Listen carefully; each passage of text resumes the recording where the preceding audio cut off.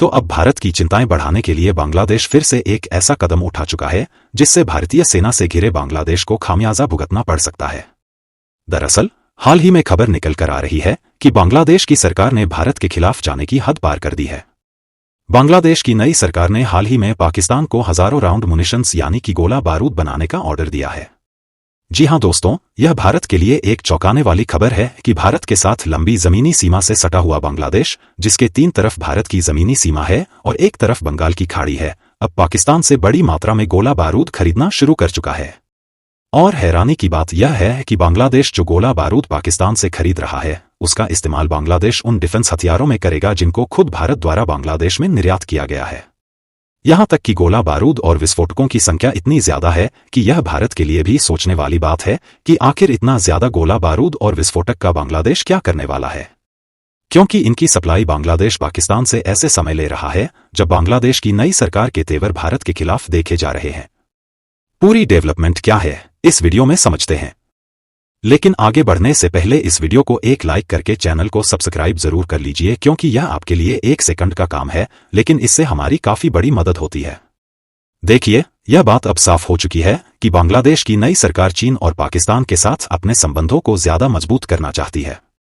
इसीलिए बांग्लादेश की तरफ से कभी भारत पर झूठे आरोप लगाए जा रहे हैं, तो कभी चीन की कंपनियों को बांग्लादेश अपने देश में बुला रही है, जिनकी जानकारी हमने पिछले कुछ वीडियो के माध्यम से बताया था कि बांग्लादेश में जो बाढ़ आई हुई है उसका झूठा आरोप भारत पर लगाया जा रहा है।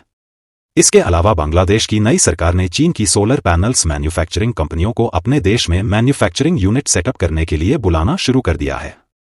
जिससे अब जल्द ही चीन की कई कंपनियां बांग्लादेश में घुसने वाली हैं और वह बांग्लादेश में इंडस्ट्री सेटअप करके सोलर पैनल की मैन्युफैक्चरिंग करेंगी।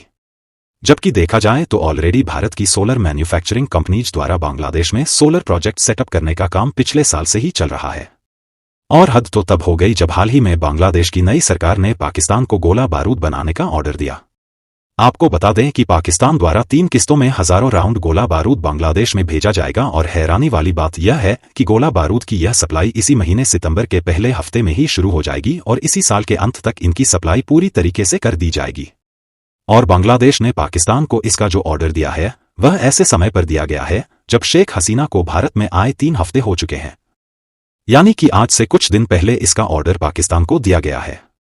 वैसे देखा जाए तो यह पहली बार नहीं है जब बांग्लादेश पाकिस्तान से गोला बारूद और हथियार खरीद रहा है।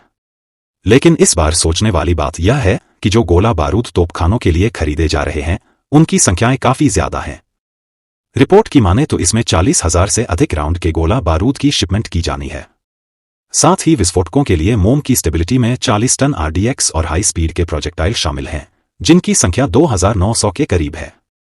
हसीना के समय में पिछले साल की शुरुआत में ऑर्डर केवल 12,000 राउंड गोला बारूद का ही था, और उस समय जो भी गोला बारूद और हथियार बांग्लादेश में खरीदे जाते थे वह सब भारत की निगरानी में हो रहा था, जिसमें भारत ने भी बांग्लादेश में कई हथियारों और गोला बारूद का एक्सपोर्ट करके बांग्लादेश के बॉर्डर सिक्योरिटी को मजबूत बनाया है, ताकि अगर चीन, अमेरिका या फिर पाकिस्तान जैसे देश भारत और बांग्लादेश के बीच बीच में टांग अड़ा रहे हैं तो दोनों देश मिलकर इनको कड़ी टक्कर दे सकें। इस मैप पर ध्यान दें तो जो बांग्लादेश दिखाई दे रहा है इसकी तीनों तरफ की सीमा भारत के राज्यों से ही सटी हुई है और बाकी की एक तरफ की सीमा बंगाल की खाड़ी से मिलती है। और बांग्लादेश की जो जमीन की सीमा तीनों तरफ से भारत में सटी हुई है, इसकी लंबाई लगभग 496 किलोमीटर है। लेकिन यहां पर बांग्लादेश 3 तरफ से भारत से घिरा हुआ है और चौथी तरफ बंगाल की खाड़ी है, जो अक्सर भारत को यह सवाल करने पर मजबूर कर रहा है कि बांग्लादेश की सेना गोला बारूद का इस्तेमाल कहां करना चाहती है। हालांकि अभी तक बंगाल की खाड़ी के रास्ते से बांग्लादेश और भारत में स्मगलिंग होती रहती है, इसलिए इसकी निगरानी के लिए भारत ने बंगाल की खाड़ी में कई नेवल बेस भी बना रखे हैं, जहां पर बंगाल की खाड़ी वाले इलाके की रक्षा दोनों देश मिलकर अभी तक करते आए हैं। और तो और जो दोनों देशों के बीच की सीमाएं हैं, यहां पर भारत के साथ साथ बांग्लादेश के सैनिक भी तैनात रहते हैं, ताकि यदि कोई इन रास्ते से अवैध स्मगलिंग करने का काम करता है तो उन्हें पकड़ लिया जाए और दूसरे देश के घुसपैठिए भी भारत और बांग्लादेश की लोकेशन का गलत इस्तेमाल ना कर पाए। क्योंकि जब शेख हसीना की सरकार थी तो उन्हें यह बात मालूम थी कि चीन की तिरछी नजरें भारत और बांग्लादेश दोनों पर ही टिकी रहती हैं। इसीलिए बांग्लादेश में इस समय जो ज्यादातर डिफेंस हथियार मौजूद हैं उन सभी की ज्यादातर सप्लाई भारत द्वारा ही बांग्लादेश में की गई है,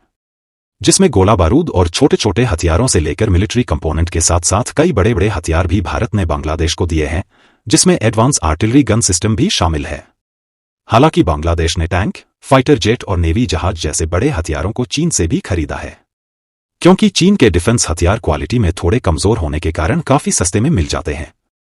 लेकिन बांग्लादेश की नई सरकार के विचार जिस तरीके से भारत के खिलाफ बदल रहे हैं, इससे यह बात जाहिर है कि भविष्य में चलकर इन हथियारों और गोला बारूद का इस्तेमाल भारत के खिलाफ भी किया जा सकता है। लेकिन यहां पर सोचने वाली बात यह है कि जो बांग्लादेश खुद के देश को संभाल नहीं पा रहा है और वहां की महंगाई आसमान छू रही है और कई इलाकों में खाने पीने की वस्तुओं की कमी हो रही है, यहां तक कि ढंग से खाने पीने के वस्तुओं की सप्लाई नहीं ले पा रहा, लेकिन इसके बावजूद भी हिंसा की आग में अभी भी जूझ रहा है। यहां तक कि अभी कुछ देर पहले पत्रिका न्यूज से यह जानकारी सामने निकल कर आ रही है कि बांग्लादेश इतना ज्यादा कर्ज के जाल में डूब चुका है कि इन्हें IMF यानी कि इंटरनेशनल मॉनेटरी फंड के सामने अपनी झोली फैलानी पड़ी है, जिसमें इन्होंने 77,000 करोड़ रुपए की मांग की है। यही नहीं बल्कि इन्होंने एशिया डेवलपमेंट बैंक ADB और वर्ल्ड बैंक के सामने भी कई बार हाथ फैलाया है। लेकिन जिस तरीके से बांग्लादेश की उथल पुथल चल रही है, इससे जाहिर है कि IMF और वर्ल्ड बैंक भी बांग्लादेश को लात मारकर भगा देगी। इसके बाद उनके पास केवल एक ही ऑप्शन बचेगा और है चीन का बेल्ट एंड रोड इनिशिएटिव, जिसके जाल में चीन बांग्लादेश को फंसाकर इन पर कब्जा करने की शुरुआत कर देगा, जिसके बाद बांग्लादेश भी श्रीलंका और मालदीव की तरह दौड़ता हुआ भारत के पास मदद की भीख मांगने आएगा। बाकी आपका इसके बारे में क्या सोचना है, अपनी राय कमेंट में जरूर बताएं और इस वीडियो को एक लाइक करके अपने मित्रों तक शेयर जरूर करें ताकि उन्हें भी जानकारी मिल सके।